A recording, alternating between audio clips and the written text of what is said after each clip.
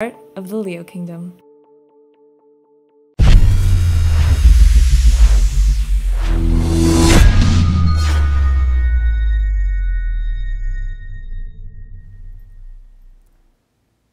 Hey, what's going on, everybody? It is David Palmer, the Leo King, and welcome to my live show, Deep Astrology, where we go into this week's cosmic energy, the astrology, and go deeper than just looking at the astrology by itself. We want to actually channel the astrology, we want to go really deep, and we, of course, go live by looking at the charts live.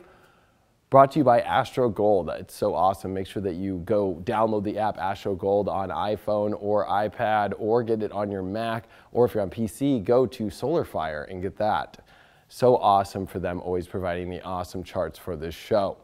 Now, what a week to have. I mean, we are going to finally switch out of Scorpio. Not that it's a bad thing. I think it's actually, been an awesome Scorpio transit, because there has been so much that we have been diving deep into our souls, and especially as this Scorpio transit had a Venus retrograde, it had a Mercury retrograde, it had Venus come direct. I mean, there's been so much that has been going on in Scorpio land that we have really been getting to the bottom, and it kind of feels like it's been this never-ending, bottom of the barrel that we're really trying to understand and scrape the bottom of our souls and go, what is it that we really, want in our life and our emotional needs? And this week is the change from Scorpio into Sagittarius. And it's a big deal because also, while we've been in Scorpio, Jupiter was in Scorpio, but now it's in Sagittarius, its home sign, and guess what? Now the sun is going to meet up with Jupiter. So this is awesome.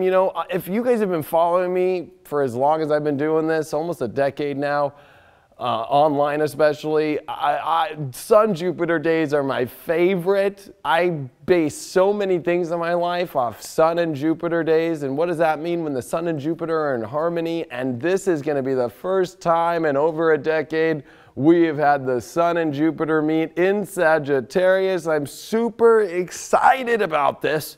But in between all this, there's a lot of other things going on, like we've got a full moon this week in Gemini. Definitely not your average full moon as far as, it's just full moon. Oh, this brings out I don't want to say the carnival, but it definitely brings up so many ideas, so many changes, so many vibrational energies and mental stimulation, and definitely makes the environment poppin'. So yes, in America, we do have Thanksgiving when the sun does move into Sagittarius, but boy, oh boy, with a full moon on Thanksgiving and the moon moving from Taurus into Gemini, this is gonna pop. I mean, this is gonna feel like you're kind of coming out of a really weird, intense, more deep energy and a much lighter, much more, way kind of crazy vibe. I mean, honestly, not like neurotic crazy like we've had for most this year, but definitely a much more exciting energy. So this is super an exciting week, but there also is kind of some weird elements to this week. Like, one, the sun finishing here in Scorpio. We're doing this show for Tuesday the 20th through the 26th of November. And as this sun is finishing in Scorpio, it is in trine to Chiron in Pisces. So we have this sun Chiron, trine. And so this is us really kind of trudging through this really weird spiritual lost energy and trying to pinpoint what it is. Some people think it might be a health issue. Some people might think it might be, who knows? Everybody could be coming up with every idea in their head, especially with Jupiter and Sagittarius, kind of trying to understand and research our own soul's understanding of kind of feeling a little bit lost and a little off track, especially since Mars has been in Pisces now and it's been squaring Jupiter. So we really have been on this quest of spiritual understanding, which really hasn't given us a lot of answers, I'll be honest with you. And I think that this full moon this week that's going to be in Gemini is going to help bring some sort of answers. I don't think all the answers are going to come this week, especially with Mercury retrograde still. And this Mercury retrograde has been in big square to Neptune in Pisces, which of course is an element of really feeling this really behind the veil, but a lot of confusion, a lot of fog, a lot of trying to understand our own subconscious, unconscious tendencies, and I mean, this really has been a very weird combobulation of energy that has kind of thrown a lot of people off, reality a little bit, and really been searching for, where's this going and where's that going? And I think every moment we're just kind of like picking up the pieces as we go, which is not necessarily bad, but when you have Saturn in Capricorn, when you have, Pluto in Capricorn, and you've got now the South Node in Capricorn, you've got this background noise and this reality that just is continuing to say, like, well, you've got to get this done.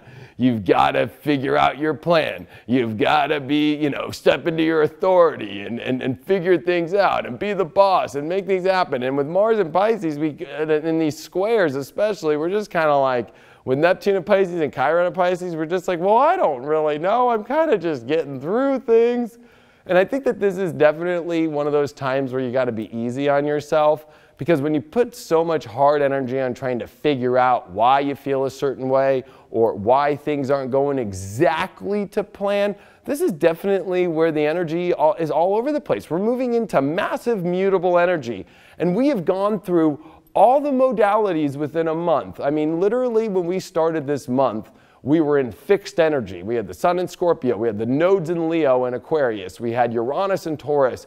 So we were in this fixed energy of like kind of this fixation. We're doing this and I'm making this happen. And then it all switched to cardinal energy. It was like, okay, yeah, like let's get it going now. Let's find a way to get it going. Let's initiate. But then all this mutable energy came in while this cardinal energy started to happen and kind of threw things for a loop. It was like, we went backwards. If you understand the way that the modalities work, or we went totally like from the middle to the end to the beginning to the end, like we're just kind of being like kind of tossed around a little bit like a fish out of water, like literally like whoa, and then back in. So I've been kind of putting this as an analogy of Marco Polo. It was a game I used to play as a kid a lot, and especially in the pool, and then, Marco Polo, you're just kind of like out of nowhere, what is this and what is that? Are you out of water? And then you like open your eyes and no, nobody's out of water. You're still having to do that. So, and then of course, trying to like swim and find people and listen and hear and use your intuition with this Scorpio energy to be like, well, is this person right here? Is this energy right here? Should I be doing this? Marco Polo is a great description, if you've ever played the game, of how energy is right now. But the big thing as well with this Sun Chiron energy in trine is, Chiron is coming to this stop as well, as also is Neptune. Because by the end of this week, Neptune on Sunday comes direct, which means it moves forward. So a lot of the energies are starting to really move forward in life, and the good one is Neptune, and especially with this fog and this spiritual, unclarity, with it coming direct, it at least find some sort of way to have some sort of enlightenment spiritually to try and understand what's going on. But, you've got to remember that this Chiron energy in Pisces is definitely these weird, not understood, out of this world, in your own kind of ethereal energy that it really is not fully defined. Because Pisces really is not about definition, which like Aries is or Capricorn is, these cardinal energies, or even Libra, where Venus has just come out of its retrograde. Now it's direct and it's trying to get everything in balance and find the partnerships and find the relationships that, work and get everything back into alignment. But this Pisces energy is really intense right now with the big squares to Jupiter, which is all about, expansion and research and finding and understanding. And so when we have this really weird Mercury retrograde in between it all, that's dealing in mutable and dealing in the sign of detriment, Sagittarius or Mercury, we're just kind of in this really weird space where there's all these planets that are in dignity, which are in their home signs, and then we got some planetary weird energy like Mercury retrograde, which is happening in its detriment, which is not as strong. So a little bit weird there. But I think long story short is this full moon is going to be a big deal, because when the sun comes into Sagittarius, it definitely lightens the load. We feel like more of the holiday spirit. Why do you think Thanksgiving is always during Sagittarian season? Is because, especially in America at least, because it's like this big joyous time. We get excited for the holidays. We do want to have joy. We do want to have humor. We do want to get together. And with the North Node in Cancer especially, and Saturn in Capricorn and all this, I mean, this holiday season is going to be the first holiday season we've had since the beginning of the 90s when Saturn left Capricorn. That's, traditional and having this, traditional and family element with all this kind of, holiday stuff. I mean, this could be kind of like this trying to get back into an old kind of traditional kind of holiday spirit, but with all this Pisces and Jupiter energy, I think we're all showing up with that ambition, but I think we're all kind of like in and out of reality. So don't be afraid if you're sitting at Thanksgiving dinner and you're having downloads that are so crazy and dreams and weird things at the dinner table while you're eating your corn and people are looking at you like, are you here on earth with me? And then you go to them and it's like, are you on earth with me? But there is a lot of positivity coming into this. And with a full moon in Gemini, which wants to excite things, and especially, a moon in Gemini, I always call Gemini like the little dog in the zodiac that's running around and sniffing every little trash can and then running over to that person and then running over to this person. There becomes this kind of element that's about the excitement and the stimulation. And I think we desperately, in somewhat many ways, need. This full moon in Gemini is definitely about exciting things, trying to understand actual facts and questions, especially since the moon is a very important place to put our understanding in right now because the North Node is in Cancer. And the fact that the moon is going to be full in Gemini and it's going to be also in opposition to Jupiter, I mean, this also can mean really extreme emotions, okay? Because Jupiter opposed the moon can be almost over optimistic or, needing to be more optimistic. You're going to see both sides play, and that can trigger people, right? When you show up and somebody's like, yeah, life's freaking wonderful. And then, you're just kind of like Scrooge a little bit, like, well, I don't know. I mean, this is going on. And we all are going through that loop. 1 minute you can come out of the bathroom, look in the mirror and be like, fuck, I look great. And then an hour later, something happens and it's just like, bah! You know what I mean? It's like we're kind of in that very mutable Piscean Sag world. But the other interesting aspect to this full moon as well is we do have the big square to Mars in Pisces. So this full moon wants to try and understand logically, in our long-term understanding of our wisdom, some sort of guidance book of an adventure of where are we going and trying to understand, looking at our beliefs, but with Mars in Pisces trying to define in such a very convoluted, spiritually confusing space while a Mercury retrograde, it presents us this kind of forcing upon ourselves to take action, but are those actions necessary? Are those actions going to take us down a weird road, especially with Mars and Pisces? It could be us, maybe making an unconscious action, being maybe too optimistic, taking on something that's too much.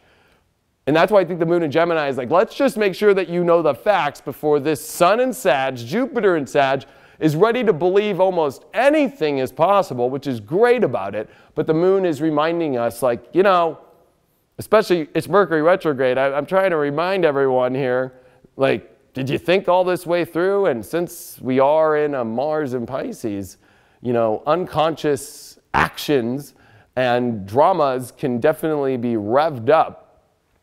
But it's not all negative there. I mean, I really believe that also this kind of forces us to get some solutions going, but it can be like there's so many things scattered about in our lives that I think with Saturn in Capricorn and Pluto, and they are coming closer, it's so important for us to try and pinpoint some sort of plan, some sort of long-term aspect here, some sort of like picking what's better than just getting kind of stuck in this or that. And I want to add that this full moon actually does have the sun, when it's leaving Scorpio and then moving into Sag, have this odd, in conjunct quincunx over to Uranus. So we are scattered. And if you look at Uranus still, and I'll show everybody in the charts, It's in an exact semi-square still to Neptune, which is stationary going direct on Sunday. So scatterbrained and scattered energy is definitely normal. So don't be freaking out about it. And the good news after all this full moon stuff is we get some solutions, we get some answers. We probably will, especially with the Mars square to this full moon, take some action. It's also good to see that this full moon is in good aspects to the nodes. Yes, I know they're in different signs, but they are in sextile and trine, especially as the sun finishes in Scorpio on Wednesday. There's awesome aspects that are going on still. And even today as we're talking, and Chiron as well is in aspects to the nodes. So there's definitely this aspect of us trying to, I hate using the word healing with Chiron. I mean, it's just, God, I'm, wounded healer or your gaping wounds and all this stuff. Chiron is just the weird shit we deal with. And when it's in Pisces, it's the weird parts of our soul that we don't understand. And I think that this is us needing to just remember, what is the path? Where do we feel that that foundation that we need to put ourselves in will get us to the path that's necessary? And that's what the search is for. Instead of getting convoluted in so many other things of maybe it's this, maybe it's that, because we start to become these like maybe it's this, it could be that. That can become stressful in itself. And if you just focus on this is where I need to be emotionally, this is where I'm going, okay, now I can delete or at least move away from a lot of energy I'm trying to figure out that has nothing to deal with the plan. And especially since Venus is in Libra and it's direct now and it's starting its opposition to Uranus, which is going to get more extreme next week.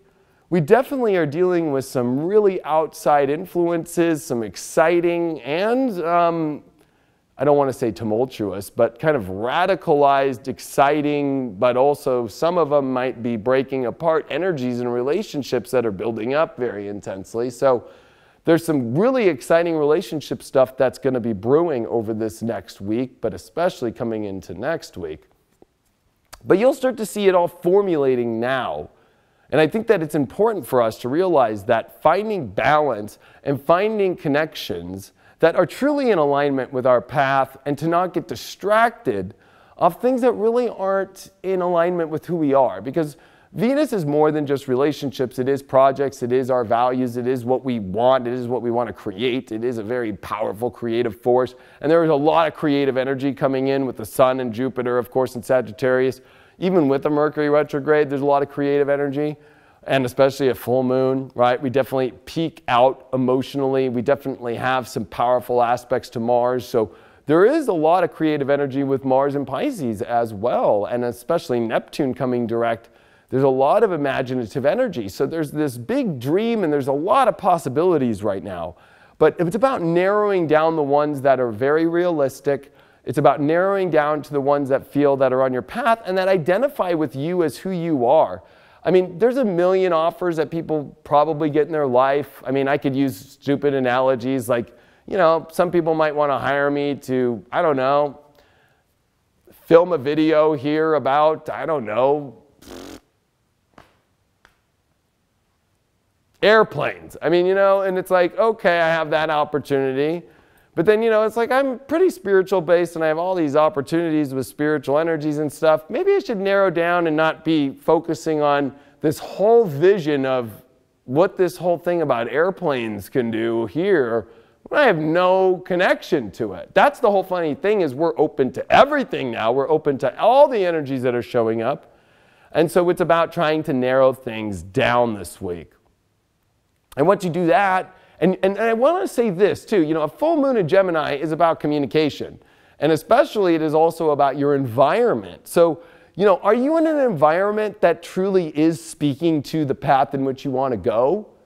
Or are you trying to almost leapfrog into other realities, into other environments that have nothing to do with your beliefs, your path, your hope, your optimism, and where you want to go in life? You kind of got to think about that. It's like this is about saturating yourself in the right environment with the right people, with the right hopes, with the right dreams, with the right visions that are truly connected with you energetically, and have the same imagination, have the same easy-go-lucky, chill, cool, go-with-the-flow aspect of this Piscean vibe with all this Sag and having the same vision. It would be like Walt Disney trying to go work with like CBS News or something. Like, what? Does that make sense? You know, I'm trying to make Mickey Mouse here, and you guys are trying to make, you know, is 60 Minutes on CBS? I think it is. You know, it's kind of like, nah, maybe I shouldn't be working there, you know, or maybe I shouldn't be making this connection. But, you know, we're so open to it that we have to start narrowing it all down as environmental element. The reason why Gemini rules siblings, neighbors, the local grocery store is because that's the environment in which you're in. When I lived in Hollywood, you know, going to a grocery store is not what it's like in the suburbs. Like, you go to a grocery store and it is like crazy town. Like, people are like bum rushing you, they're bumping you in line. Sometimes I would go to grocery stores that weren't even like major chains. They were just like mom and pop ones, just because I just didn't want to deal with the chaotic, crazy grocery store situation and the parking lot and the fender benders at every Hollywood grocery store are insane, and the weirdos that approach you at your car and ask for food, and of course you give it to them, you know, or ask for money or drugs. Like, it's crazy, right? So, you know, environment's everything, you know. Environment's everything to where you're going. You know, for me in my life right now doing this, why do you think I'm not doing this in Hollywood right now? Because I enjoy my route. I love going to a grocery store where I don't have to deal with craziness all the time. And there's nothing wrong with it, because at one time in my life, I enjoyed that wild, crazy thing. I actually used to take people with me just to go to the grocery store, because I would be like, watch this. And it'd be cool. You see celebrities, you run into crazy people, but everybody's kind of, so think about your environment. And do the people that you're trying to bring into this reality, or the random outsiders, Uranus's weirdos kind of coming in, right? Because it's opposing into, you know, this Venus aspect. So, you know, are these outside new influences coming in and radical or old influences, since we are kind of in the shadow period still, but it's direct to Venus? Is it all in alignment with where you're going? There are definitely two sides of this, because this is a very dualistic, mutable energy we're entering into, and for the fact that Venus is in Libra with the dualistic nature of the balance aspect. So there's going to be these awesome, cool insights of past relationships and new ones that are all in alignment with you, and then other past ones that have no alignment with you, and new ones that have zero alignment with you. And it's about learning like, yeah, no, no. And I think with this Sun in Sag, we're so open, and right away, there's no coincidence. I don't know if you guys have seen these charts. Well, we'll show you in the charts, but man, when you see this full moon, it literally happens. The sun comes into Sag and boom, full moon. It's just like, okay, really? All right, let's see how this one goes. And I think because this is a calling from the universe to think about your environment, think logically about who, what, when, and what opportunities are you bringing into your life? Because if that environment does not suit where you believe you're going, your own belief system, your own spiritual system, well, use your mind and go, no, because it's very important right now for the environment to be saturated in the right energy that's connected with you, with the right partnerships and the right people, because you do not want to get distracted and put off track. As when we come into the beginning of this year with all these intense energies that are going to be about the biggest destiny quest of all time coming, we definitely don't want to be in the wrong environments or all over the place and stuff like that. Now, coming into this weekend, I think it's extremely important for people to know this. One, after we get through this full moon, that's cool. But what we're going to approach coming into Sunday and Monday is the Sun and Jupiter conjunction. Now, yes, I said at the beginning, this is my favorite aspect of astrology. It also has been one of the biggest, hardest ones that I've learned in my own personal chart before, whenever, you know, Jupiter conjuncted my Sun. But, you know, the Sun and Jupiter definitely is like the holy day. It is where the biggest energy in the zodiac, the sun, and the biggest planet come together. And Leo and Sagittarius are all about fun, humor, and optimism, and love, and positivity. And when they come together in a fire sign in Sagittarius, the last time that we had the sun and Jupiter in a fire sign come together was in July of 2014. That's how long ago it's been. It's been almost 4.5 years. Or was it 2015? I'm like so lost in my... No, it was 2014. I will never forget that. So it's important for us to realize that at this moment in our lives, that we really start to process that there's this awesome opportunity in our lives. There's awesome new doors. And we can't let our beliefs, we can't let our mind, and we can't freak out about this kind of non-understanding or kind of lost energy. We've got to really embrace these opportunities, and we really have to embrace making sure our environment is correct, our logical sense is correct, that the vibrations of the relationships from the crazy atmosphere of new ones and out of nowhere ones and all these kind of weird situations and relationships are definitely over the next couple weeks in the best alignment, so we can use this rocket ship of Jupiter and the Sun to really propel us forward. And what's very unique about this Sun-Jupiter conjunction is it also is happening with Mercury retrograding, which next week you'll see Mercury come over Jupiter and the Sun, pretty much at the same time. Like it's like the Sun, Jupiter, Mercury, wow, all in the same, energy. I mean, this is definitely a very powerful, alignment here. And when we have an alignment like this, it's definitely important for us to realize that we have to really look big, but really internalize the facts and make sure that we are not drifting out to sea without knowing if we have enough gas in the tank to make sure that we can make it to the island. Because I definitely feel that even though this is grand and great, Saturn is teaching in its home sign of Capricorn with the South Node and with Pluto.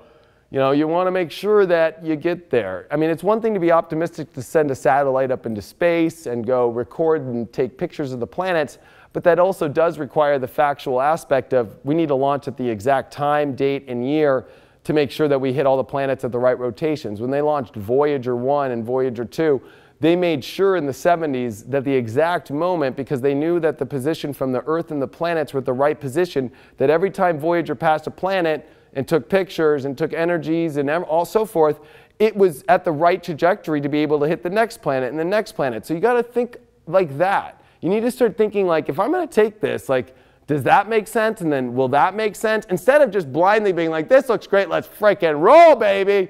Because this kind of is gambling energy. The Sun and Jupiter is kind of gamble about like optimism, but with the square to Mars in Pisces, it's like almost like, yeah, let's do it. But it's like, did you really like spiritually pick up on everything? What was the intuition saying? What is the sign saying? There's a lot of signs everywhere right now. I am not bullshitting you. Last night, I'm driving my truck home at like 2 in the morning, and it was 11,111 miles, 0.1, okay? And I looked over, and it was like all 11s. And I was thinking about, am I on the right path with everything I'm doing right now in my life? With astrology and continuing with this and all these things. And I'm like sitting there, and then all that pops up, and I'm not fucking kidding. I know some people don't like when I cuss, but there it is.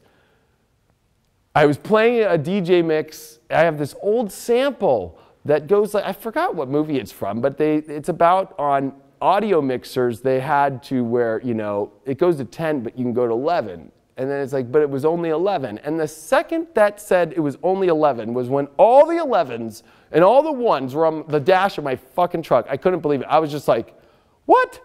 Then my stepdad, he's building this awesome new thing called Trailer Tug, where it's this awesome like device where you can like pull a trailer around by hand, where you don't need to use your truck or a car or a dolly. It's awesome. It's like this amazing thing that he came up with, and it's compact and goes in your car. And he's going to market with it soon. And he sent me the like one of the pamphlets today, and I had noticed this last week on the wheels. It says RH. My stepfather's name is Roger Hickey.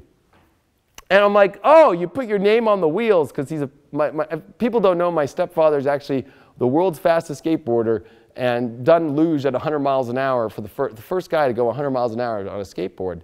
And so he's built his own skateboard wheels, built his own things. And so I'm like, oh yeah, of course you'd put RH on the wheels. And I talked to him today, he goes, no, actually the factory, I don't know how, but it says RH on there. It says my initials on the wheels. I'm like, dude, this is like the biggest sign for this awesome energy for where you're going with this product. It's like the universe is speaking to us with signs, good ones and very bad ones too. That's the part of Pisces, is like the guides, the angels right now, they are showing mad signs. So when you have a question, look around. Literally, look in front of you, look around. Like, it'll hit you quick. A song on the radio, a sign that'll pass by you. And I know this sounds like so elementary school, even preschool spirituality shit. I know. But as an astrologer, I'm here to tell you that if at any time in the world right now, if you want an answer, the universe, God, and the angels are right there quick with the answer. But you need to be paying attention. So when you want to step into some of these big things right now, which are very big with the sun and Jupiter, woo! I'm suing you. I have no idea. I love it. It's my favorite day. Especially when you set an intention. It could go huge with the sun and Jupiter. But ask for the signs. You know what's actually kind of an interesting truth? So people come to me a lot for starting businesses, especially, right? What's the best chart for a business and so forth? Sure, some of you guys all heard, I started the Leo King June 19th, 2013, 10 a.m., Irvine, California. That's the chart. Go look it up. Long story short, it was the Sun-Jupiter conjunction day. And it was exact. I think it's within only like 2-minute orb. Like, it's right there. And it was in Gemini. So I'm actually, the Leo King is actually at its exact opposite, 6 years coming up. But yeah, it's the exact alignment of Sun-Jupiter opposition in Sagittarius. And so when I set up the Leo King on Sun-Jupiter, I'm going to speak candidly here, okay? That motherfucker blew me the fuck up. Literally. I went from like David Palmer Astrology YouTube to Leo King just went boom. I mean, I was literally like, people were like, what the fuck, dude? And I'm just giving some truth here. I know I'm sounding like I'm pampering my fucking Leo ego or something. I'm just trying to say, Sun-Jupiter can make huge things happen, and no bigger than when the Sun and Jupiter are in Sagittarius. So if you're having doubts about your life right now, if you're having fears, if you're having a bunch of things about, I don't understand where things are going and it'll never turn out the way that I'm going to ever want, and blah, blah, blah, blah, blah, blah, blah, I'm here to tell you that once in a decade, once every 12 freaking years, does the Sun and Jupiter meet in its home sign of Sagittarius. And this is happening Sunday and Monday, and we have Mercury retrograde on top of this. I'm telling you, folks, do not worry so much and believe, but believe with listening to the signs. It's like a wish. I'm going to end with this before we go to the charts. This is a week of wishes being granted. Even though at the moment I'm talking right now at the end of Scorpio, it doesn't feel like that. You know, it always is the darkest before the dawn, and the last degrees of Scorpio where Saturn, remember 28 degrees of Scorpio where we're at today is exactly where Saturn went direct in August of 2015. It's exactly where Jupiter was squaring Saturn in 2015 of August. I also talked about 2015 in my podcast last night. About how Mercury retrograded and squared Neptune in 2015. There's a lot of the weird 2015 energies trying to clear that shit out right now. And you know, what's really interesting to me is, especially these last couple days of Scorpio before the sun comes into Sag on Thursday, I'm telling everybody, listen, even though it might feel like dire straits or uncertainty or so forth, we are definitely moving into massive doors opening. But one problem with massive doors opening is making sure you pick the best one. And I think that that's hard since we've lost Uranus and Taurus, and now it's in Aries. So we almost kind of only identify with what, our ego wants. We've got these big squares to Neptune, which can not be maybe paying attention to the signs and just going through with it anyways, especially with Mars, and quite possibly could dig ourselves into a big hole. So I think it's very important to make sure that we realize this is beautiful, this is great, life is going to feel exciting and wonderful and beautiful. Just at the same token, make sure you're paying attention a little bit and that you ask for some signs, because gosh darn it, at the end of the day, if there's a ghost in the room, maybe it's not the room to go sleep in. You know what I mean? Like, it's like, or if you go on a date and, I don't know, they're spewing up, throw up and green pea soup all over the place. Maybe they got an exorcism that they need, and maybe you don't want to be the exorcist that does that to them. I mean, come on. The signs become very clear, even though it feels confusing. It's only confusing when you're not tapping in. That's the best advice I can give you for this week. It's confusing when you're not tapping in. Why don't we tap some charts right now by Astro Gold? Make sure that you pick up Astro Gold.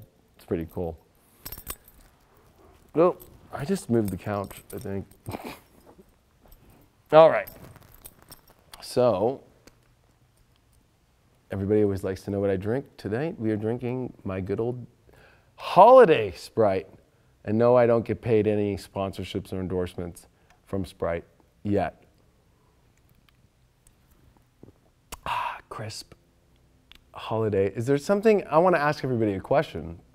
For those that drink soda, even though probably I think 85% of my audience probably does not drink soda. But when they do the holiday cans, like I don't drink caffeine soda anymore, but I used to drink Pepsi and Coca-Cola a lot and Mountain Dew. And whenever I saw like the Coca-Cola bear and like the Coca-Cola one, and when it was cold, for some reason, like that's how much we can actually believe, like, this is great, it's holiday. And all they did was fucking change the can. At least not even the can, just the wrapping. It's amazing on how our beliefs can take us to a different place. Is it really that crisp? Also, before we get into the charts, I just want to make sure that everybody realizes that I have this magazine that is still out, and I have to thank everybody so much for all the support for purchasing this magazine and putting pictures up on Instagram, Twitter, and Facebook. Yesterday, we gave out 3 free Future Life subscriptions. So definitely make sure that you check this out at your Walmart, at your local grocery store. If you're not in America or in Canada, you can go to onnewsstandsnow.com to make a purchase. And for those Australians, I got some good news. At the end of this year on Amazon, you will be able to order this and get this. So the Australians are going to have to wait a little bit, unless you can find an American that'll buy it for you and ship it for you. But don't worry, Australians, we got you covered at the end of this year. But thank you for everybody. And remember, I'm giving away a free reading at the end of every month for posting a picture with the magazine. So let's look at some charts. Super stoked to look at them with you today. Today's the 20th, I guess, yeah. So let's take a look at this. All right. I ran this chart about an hour ago. And what was interesting is the moon came into Taurus, passed over Uranus, and I think that was a big deal because, one, this was the first time that the moon passed over Uranus since it's been back in Aries. And when Uranus left Aries in May of 2018. So this was the first time the moon crossed over Uranus since then. And it also made oppositions to Venus in Libra. So there's a lot of emotional, intense stuff going on about questions and where things are going and what we want with relationships that have been brought up. Some exciting ones, maybe for some other people, some letdowns. Uranus is kind of a gamble too, of yes or no, or hi or not, or all these kind of things. So, I mean, it's definitely one of those things where I think it's important for us to realize that can possibly happen with Uranus. But, as we look at today, I just also want to show you this sun in Scorpio. And, it's kind of, not a lot of astrologers are probably going to talk about this, but you all know this is deep astrology.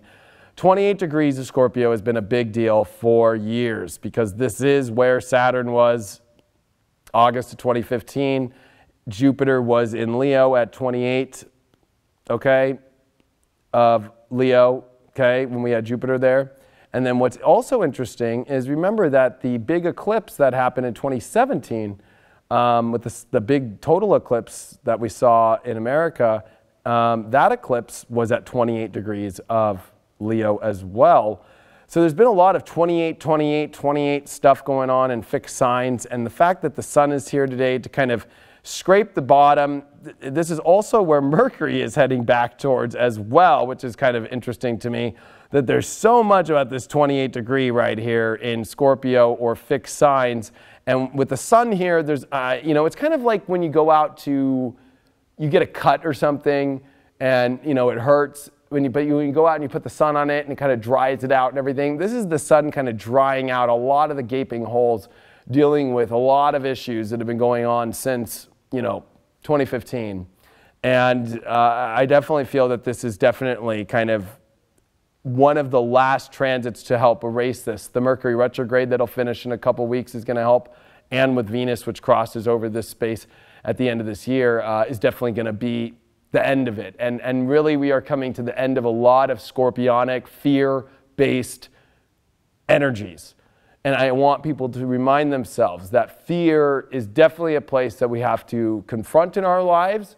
We have to be willing now to have courage to ascend. And this is definitely a moment right before we step into Sag and a full moon for us to realize that the phoenix must rise. And that starts with your own, you know, personal, you know, passion, but also not drooding on things. Because I think that with this Sun trine Chiron, you know, that's at 28, you know, people could be kind of falling into this Chiron and Pisces thing. Because remember, the Sun in Scorpio is intense. It's an intense detective and it's magnifying. And anytime you're making a trine, even to Neptune or Chiron, especially in Pisces, I mean, people think it's a positive thing, which it is. Trines are positive, but they still add kind of the element of like a perfect understanding. And Chiron is a weirdo in the zodiac. So there's this kind of weird spiritual energy that we've got to get through. And especially feeling like, oh, is the past going to repeat itself? And just I'm going to get bombarded with, you know, death or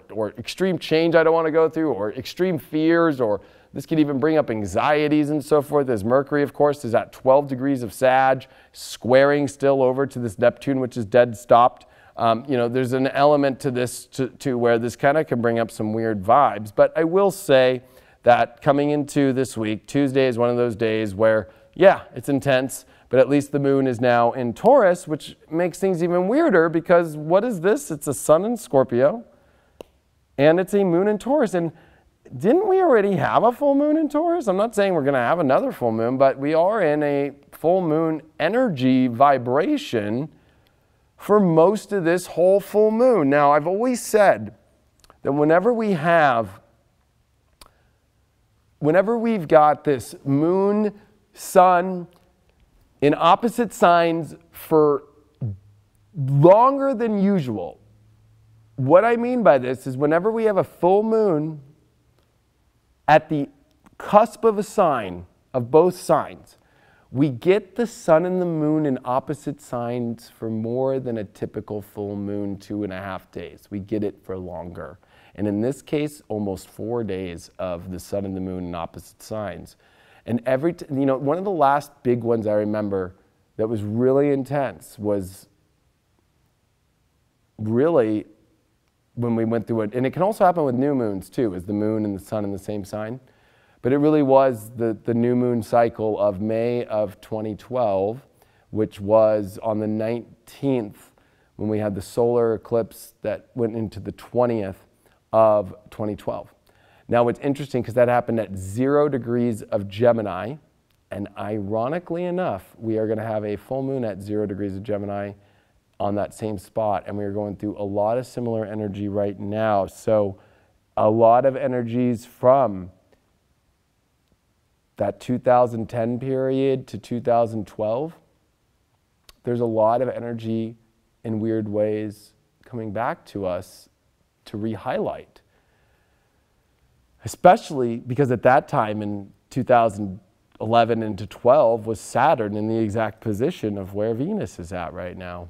So if you start to kind of play astrology kind of like a game and you start to remember where all the pieces were all the time, this is very rare to have the moon in Taurus, the sun in Scorpio, and we've already had a full moon in Taurus. It's not exact full, but we are in that vibration of that where the moon is exalted. Because let's look at the next day, which on Wednesday, let's look at this. I mean, it's pretty clear. The moon in Taurus, 11 degree, and sun in Scorpio still. So there we are, 24 hours of not an exact full moon, but full moon style energy. And I think that this is an interesting aspect, is the sun is finishing Scorpio in our fears. We have the moon in Taurus, which is exalted, which is reminding us to plant ourselves in knowing our value, to focus on beauty, to focus on the beauty of where things can go. And I think that's so important that we are supported through this end of the sun in Scorpio to make sure that we step into our value, to make sure that we step into honoring our grace and our beauty in ourself, that we don't get caught up into, this isn't going the way I want, and I don't like this, and I don't like that. A moon in Taurus and a sun in Scorpio definitely is either, hell yeah, this is the bomb, or this sucks, I don't like it. And especially with the Chiron elements that are going on, I think that a lot of it is, and Mercury retrograde square Neptune, you could either fall into a pit of despair, or you could step up and rise like the phoenix, and especially with the moon in Taurus, this is rare. I mean, come on, we already had a full moon in Taurus.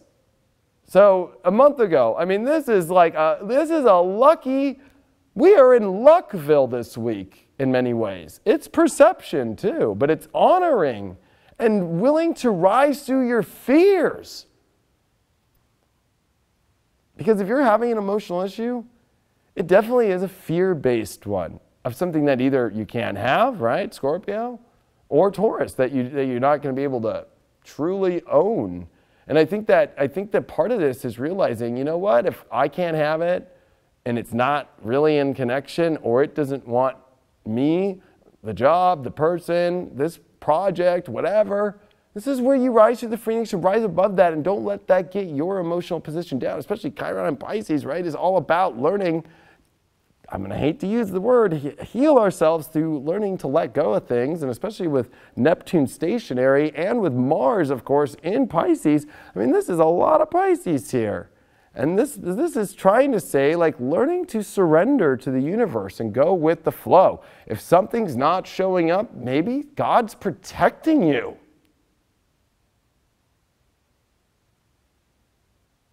Have you ever thought about that one? God's protecting you. So Wednesday's going to be, I think, a very interesting day with the sun finishing Scorpio, because we know things are changing, and we're going to feel a huge shift in the energy on Wednesday. That is definitely going to happen, and especially, I will finish with this really quick before I change charts. We're finishing the big trine and sextile to the nodes with the sun in Scorpio to rise into the Phoenix, into an emotional, more comfortable place, so we can get on our big journeys and to our destiny. So we've got a lot of courage, but it's not courage like Leo or Aries. It's courage like, and especially that Sun quincunx Uranus, it's courage in knowing your value, knowing that you can transcend and push through fear, push through agony of things that don't turn out maybe the way that you want to, or didn't show up the way that you want to, and rising above that shit. What does Scorpio do? You don't want me? Well, I don't want you. You know what I mean? But there's a part of, us needing to be graceful about it. Like, oh, I get it. You don't want me. And you know what? I don't want you if you don't want me, job. I don't want you if you don't want me, lover. I don't want you if you don't want me, friend. I get it. Why would I invest my energy in that if you don't want me? Cool. I'll go with the flow. But these things change. On the 22nd of Thursday, we have the sun entering into Sagittarius, and look at that. Look at that. we have the Sun, Jupiter, Mercury, and Sag. Look at all these arrows. You know, one thing about Sagittarius and those awesome arrows is they are all about the area of aim, okay, where we aim in life. So a lot of people think that when we think about the arrow of Sagittarius, that we think about it as the arrow hitting a target. The truth is in Capricorn, Capricorn is where we actually reach the target. All we do in Sag is believe enough to aim to where that mountaintop is, and in Capricorn, we actually take the steps of actually doing that, reserving our energy correctly, and taking that bold cardinal step forward of manifesting it. So in Sag, this is bringing up our beliefs and our outlooks, and this is an important part, because I think that part of the story that we're going through right now in our life is, where is that mountaintop exactly? You know, like I think we have a good idea, but I think there's alternate versions of our life. Life is not very just one size fits all, and life is not very just one goal and that's it. I think that there's this other element of like, how do we become more inclusive and have everything that we want, especially with Venus, which is in Libra. You know, there's a big aspect to this, really wanting to understand the connections and the beauty that we can have in our life. And so there's a lot of aiming, there's a lot of, you know, is this really where I want to go? Hold on, how much should I aim back, or should I launch that much? Or, you know, we're really in kind of a weird space with that.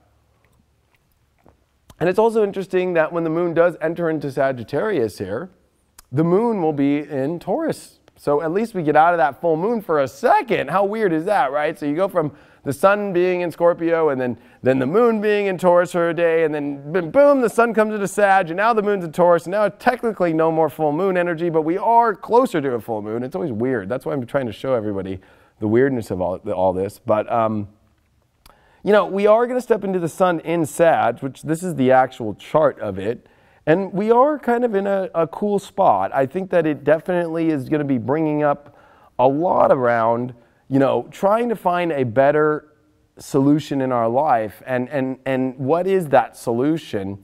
You know, it's definitely exploring a lot of places and understanding a lot of different things. And so being open, especially, that's what these two signs are about. It's about being open and carefree a little bit, but making sure you know that, you know, we finished Scorpio. Look, there's nothing in Scorpio now. Okay? Nothing. Scorpio is dead in everything way. Yes, Venus will come back, but look at this. So boundaries will be important to remember as you go on your search for your quest, and to make sure that you don't take on things that, you know, maybe are like karmically bad, and also, you know, escapism, you know, because escapism is going to be big on Halloween this year. I mean, Halloween, on Thanksgiving. Because I think that there's a part of us that just wants to go search for it. And even if we go into the weirdest places, or even if we go into places that might not be the best for us, at least it's a lot more fun than just kind of doing the work of reality. And that's where Saturn's having kind of a frustrating time. And the reason why I say that, and if we look at this real quick, you know, so Saturn's at home in Capricorn, right? Okay, I'm at home in Capricorn, and next door now is a huge party going on in Sagittarius, right? Mercury, the wild one that's all crazy and bounces back and forth from, you know, the upper and the lower realms. Jupiter, the biggest planet, right? Bigger than Saturn, so there's kind of this, you know, competition going on in their own homes, right? You know, who's got the bigger home? Who's got the better way? And so Jupiter, Saturn always kind of are opposites too. Jupiter is about expanding, and Saturn's about constricting. And then you have the sun now, which of course Saturn's not too happy with. But so you got the sun and Jupiter, the two biggest energies in the zodiac, and then you got Saturn and Pluto, which are kind of like the two hitmen in a mob, you know, like. But at least they got each other's back, and Pluto is a you know, secret agent and deep and intense and holds an extreme amount of energy, and it can compete with Jupiter. It can compete with the sun in many ways, and Saturn too. So these now I look like I'm in a mental hospital, which I have been before, just outpatient. You know, we are looking at this battle here next door, and it's literally like two neighbors going crazy.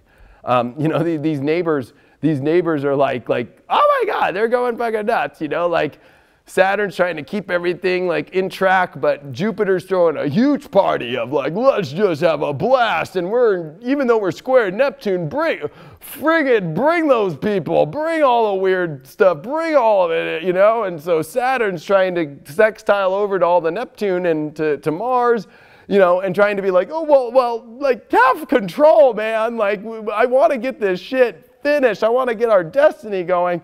But I think that this is a pre-party to the mission. This is a pre-party to the mission. And through the pre-party is where you actually can find, you know, yourself or whatever. Like whenever you watch like astronaut movies, have you ever noticed, like especially during the whole Apollo missions, like whether it's Apollo 13 or there's a lot of different ones, they always have like the barbecue with the wives and the family and all that shit and the cars that they all hang out with, and they all sit outside and drink a beer and smoke a cigarette or whatever, and they have their barbecue. Like that's kind of what this is before the launch, you know? So enjoy yourself but know your boundaries, and also while you're doing it, remember there's a mission, and just kind of like use all the great opportunities and the fun experiences to just align in that direction, and you'll be great. You'll be awesome. So anyway, but remember, there's this battle going on in these two houses. This is kind of Game of Thrones-y if you do watch that, you know, this house against this house. And don't mess around. Saturn and Pluto are gnarly. They haven't met together since '83, and they haven't also met together in Capricorn since 1517 into 1518, and they haven't met together with a node there. Literally, I think it has been since 1282 to 1284, in that period right there, with Jupiter on its way and with it in Sag.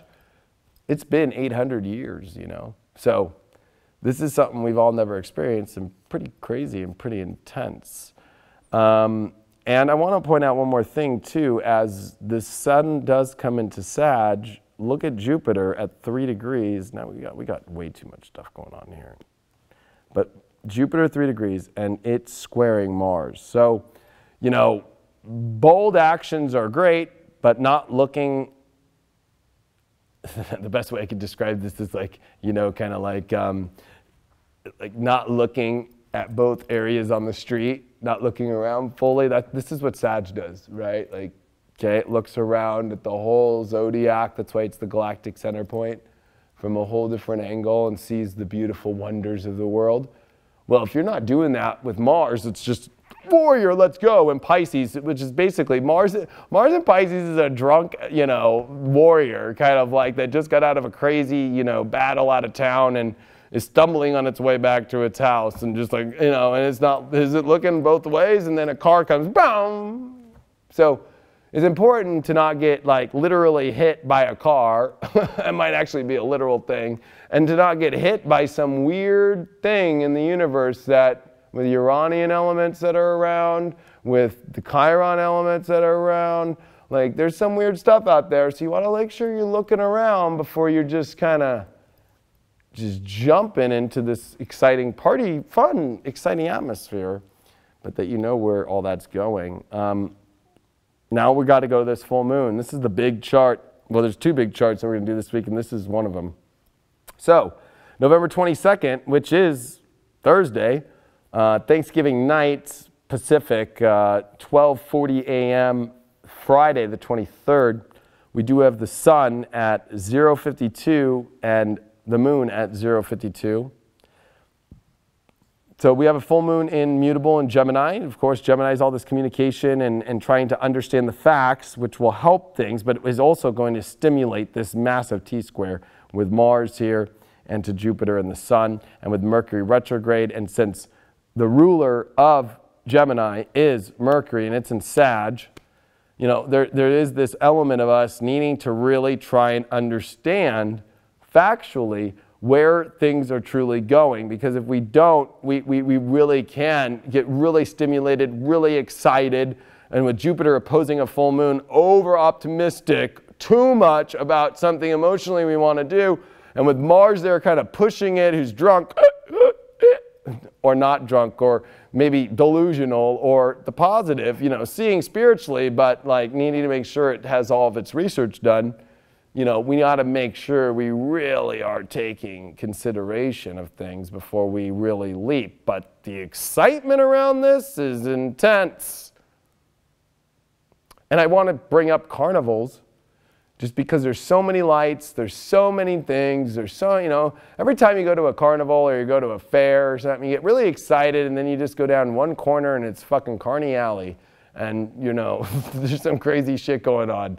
You know, and you're like, whoa, I didn't realize, you know, this was going on. So, definitely one of those weird vibes to come into this full moon. But, you know, this will also force out communicating your feelings about your beliefs. So, and especially, and I'm just, you know, I don't drink, but with this much Piscean energy in square, or if you're on drugs, or if you're just like on your own high spiritual thing, this creates a very kind of weird spiritual belief communication environment. So some really intense arguments and stuff can come up out of nowhere that are misguided. So really watch your reactions to energies, really watch your reactions emotionally, especially because people are going to want to get their point and their opinion across. It's the Sun and Jupiter conjuncting, opposing a full moon in Gemini, squaring Mars and Pisces. I mean, come on, you cannot get more like, this is what I think, and this is how it should be, and you should be doing this, and I don't know, you know, whoa. So that's the negative. The positive is the excitement of all these exciting, you know, things to do. But gee, many Christmas, you know, watch reactions to things. It's a moon, full moon square Mars. Oh man, you know, that's emotionally could be battering on ourselves. And with the, you know, Jupiter opposed the moon and Jupiter square Mars, I mean, there's a lot of aspects here that is like over, you know, Jupiter kind of tends to bring out this really big energy, right? Especially in Sagittarius, big. When it squares Mars, it's like huge energy over to Mars, and then huge energy to a full moon in Gemini, which we all know. Gemini rules the twins, you know, it rules kind of Dr. Jekyll and Mr. Hyde. So 1 second you can go from, you know, woohoo, I'm this person, to the next minute, you know, we could just, and then just change into a whole other person, and the opinions can shift from one to another, and boy, oh boy, it's going to be fun.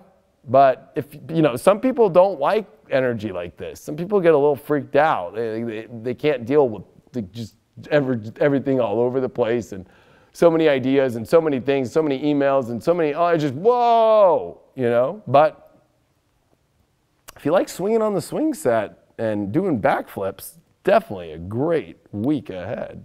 But if you like sitting on the corner and watching the people in elementary school on the swings, not going to be the most fun time, because you kind of, people are going to put you into it and, hey, get in here, and you know what I mean? Oh, man.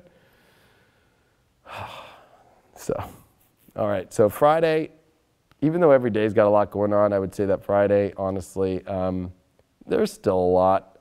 There's a big T-square happening. Mercury retrograde. And look at how even the universe just did that. It's really wanting us to pay attention. Why is Mercury retrograde at 9 degrees important? Because this is the star Antares, okay? This is the great big red giant, okay? And it's very powerful, and especially with communication and with a moon in Gemini in exact opposition. And then look at this, the square to Neptune that's happening, okay? So this is where mental, emotional stuff becomes kind of really weird, and maybe off reactions that happened the day before. But I think a lot of this too is with Neptune stopped, and only, what day is this again? Yeah, Friday. Only less than 48 hours away from it coming direct.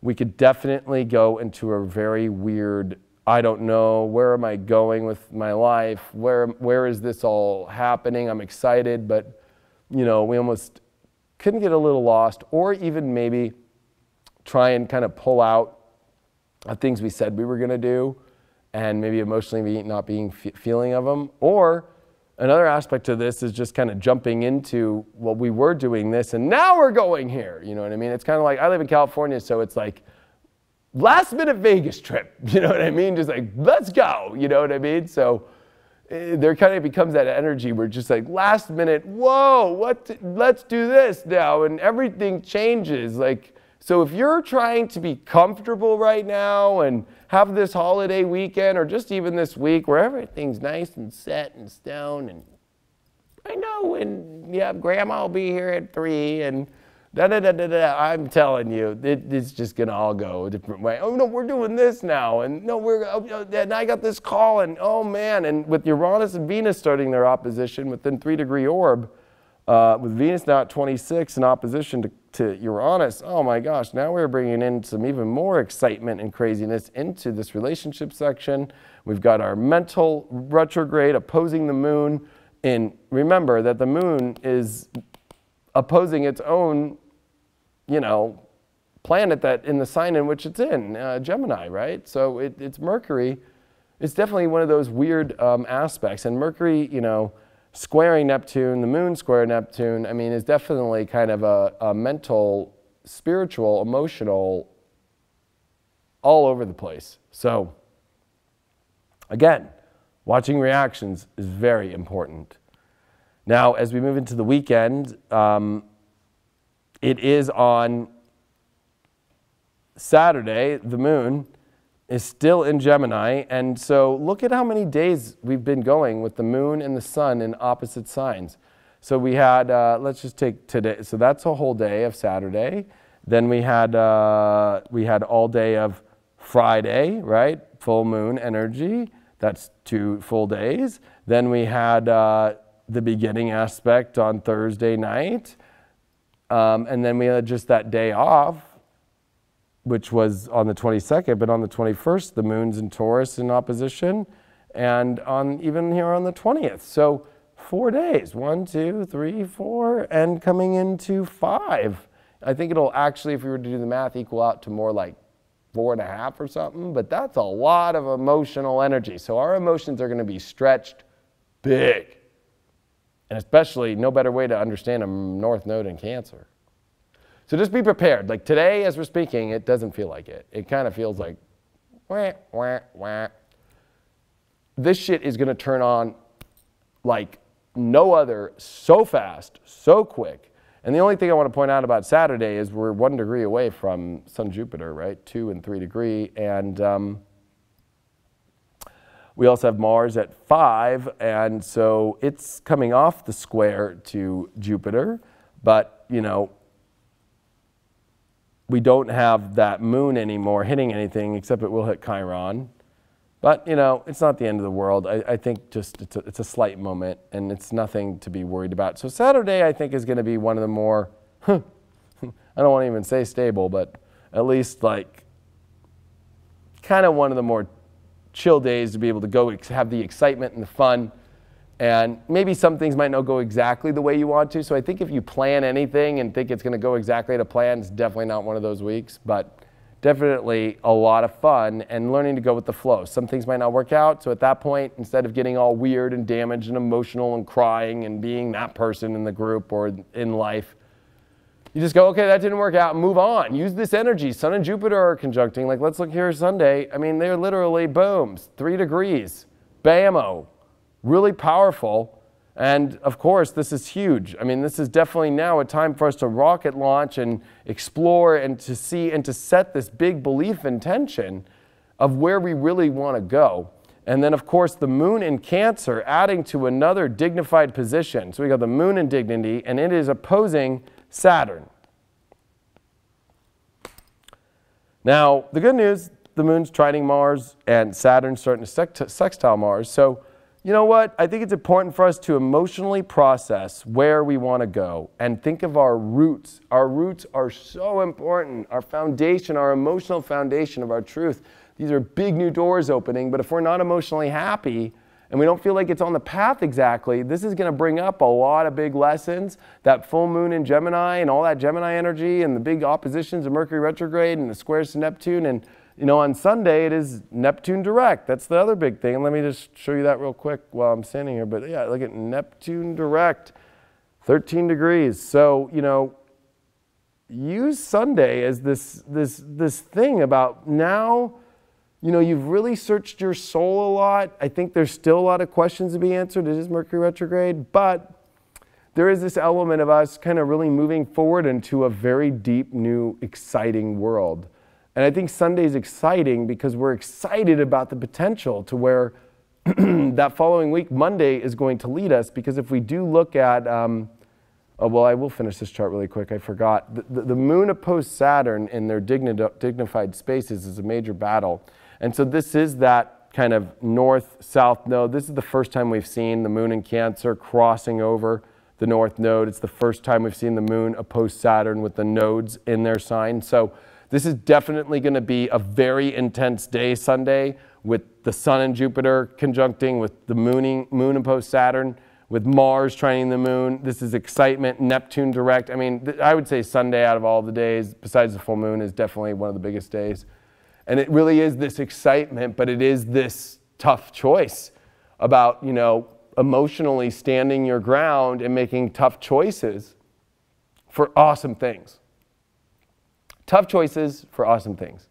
Tough choices for awesome things. I just want to kind of repeat that in your subconscious for you as you come into this weekend, especially on Sunday.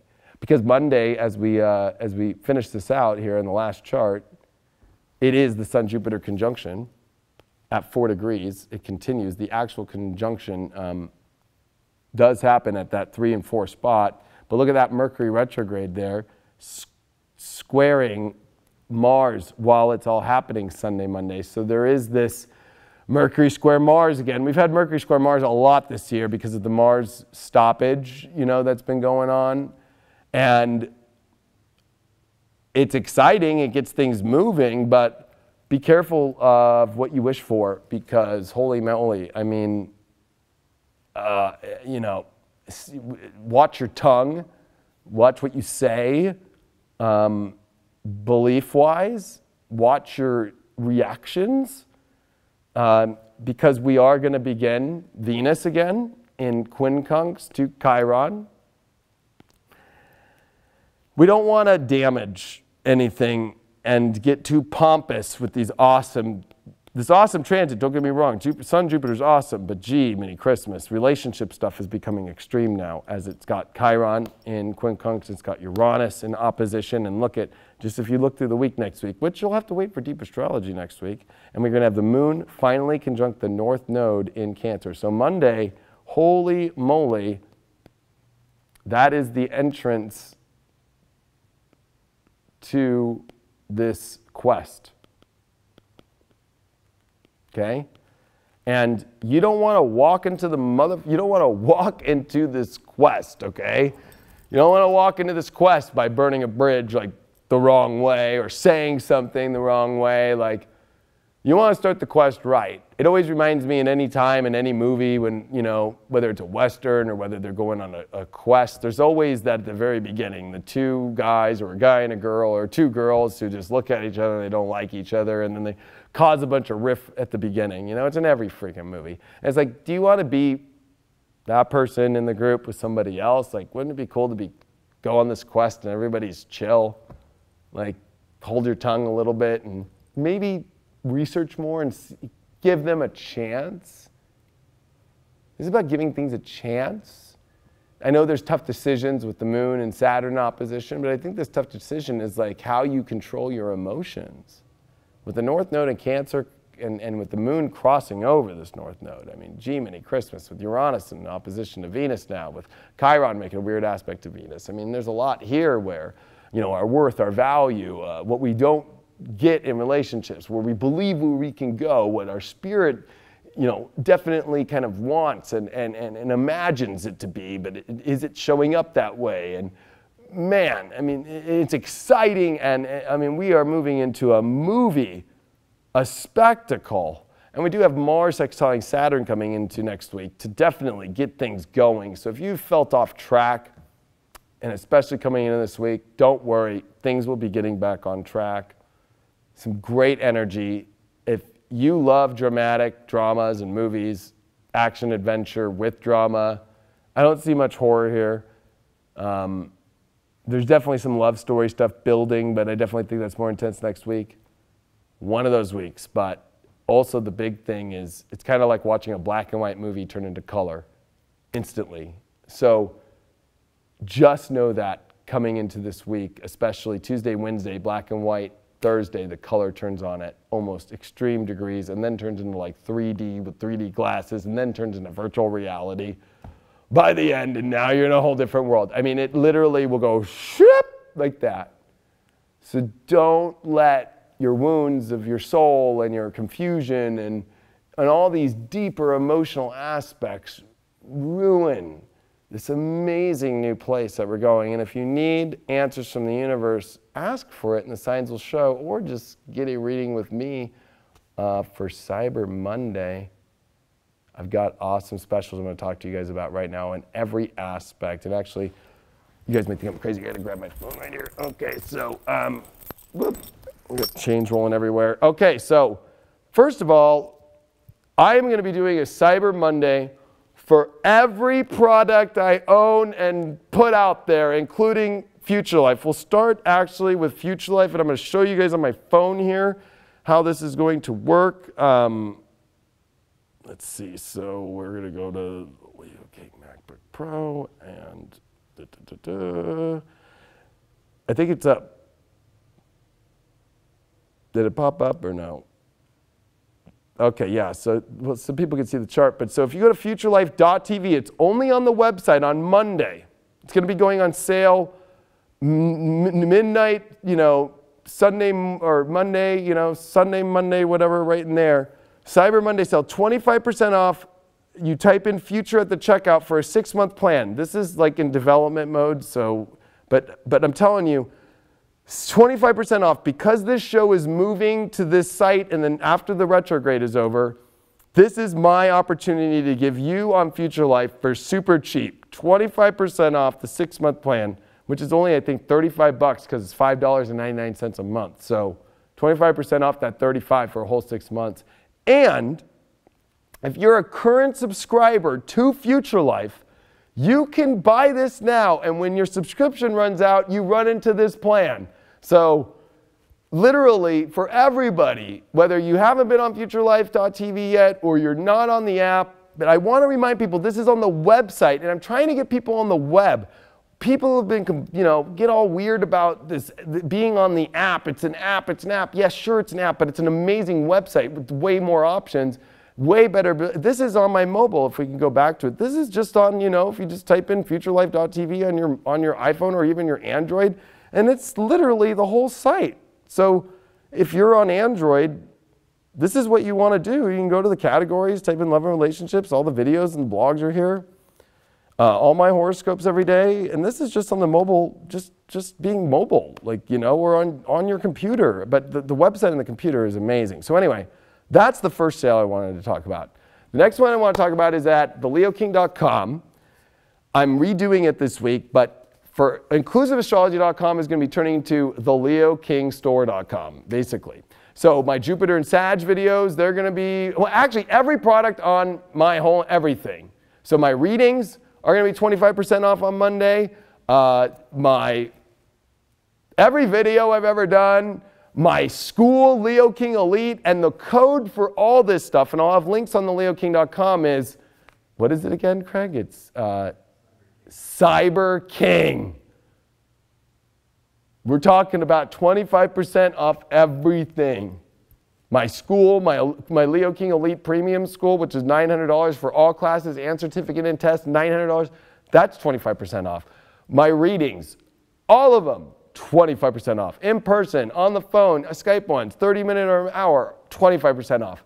25% off Future Life by typing in future if you go to futurelife.tv, the website, whether you do it on your phone or a computer, and getting that access, even if you're a current subscriber or you're not subscribed, to get on. And I just want to also say that there 3 people on the app have had a very hard 2 weeks. Some people were asking why those videos weren't up. Poor Carolyn, I want to put it out to her. Kundalini, the twin flame reading she does, her father passed away last week, so she's been going through a lot with her father passing. Jax was here. He had to do a lot of stuff for the summit that we did, and those summit videos will be available at highvibe.tv as well for Cyber Monday as well with 25% off. And I'll have that code posted on there. And then Tamara, was up in the fires, up in the north, up there by the campfires and all that stuff for over a week. So she hasn't been able to put content on, but we've had a couple of the people on Future Life going through some really hard things. And I want everybody, if they could, send some prayers to them and to their families and so forth, because they've been through some really tough stuff. And that's why you haven't seen some content from them. But anyway, a lot of cool things. So go to theleoking.com, and then I'll even have links to access the futurelife.tv big Cyber Monday that we're going to be doing with typing in future for that 25% off for a 6-month subscription. And of course, you still have the ability to win a reading with me by, of course, posting up or buying the magazine at a store and taking a picture with you and the magazine. You have to have your face in it. I'm not picking you, unfortunately, with the hashtags Leo King, hashtag 2019 Astrology Guide, and hashtag Future Life TV. And I'm also every week giving out a free subscription. Anyway, that's a lot, I know. It's holidays. I'm wishing you all, especially it's America. I know it's American Thanksgiving, but for all the Americans, a happy Thanksgiving. Hope you have a wonderful time with your family. I hope these videos have been helping. Please spread them out, get them out to people so they know about what's going on here. And with the new content, we've been kind of playing with it. I'm sure you've been seeing on my YouTube and Facebook. We're playing with this awesome new podcast. We're not even fully unveiling everything there. We've got another set with a whole new show that we're coming out with, and I have another show coming out for High Vibe. So you are going to be seeing more content, even though I know this show is about 2.5, 3 weeks away from ending on YouTube. You'll always be able to access that, my daily horoscope videos, my weekly horoscope videos for your sun sign, my weekly intuitive, my weekly tarot videos, and my daily tarot videos every day on futurelife.tv, 21 videos a week. And so for $5.99 a month and with 25% off, I don't know what that makes it, but it's like $3 a month. So 21 videos, and you get this video. So that's all I know. I appreciate you all, and I thank you for always being there for me, and I'm sending you the best on this holiday. And, you know, I know the full moon's on Thursday, and we're gone, of course, for Thanksgiving, and we're closed Friday. So maybe tomorrow I'll do a spiritual dance music for the full moon. We'll see. I don't know yet. We'll see. We'll try to make it happen. Anyway, thanks for all your support, everybody, and I will see you all next week.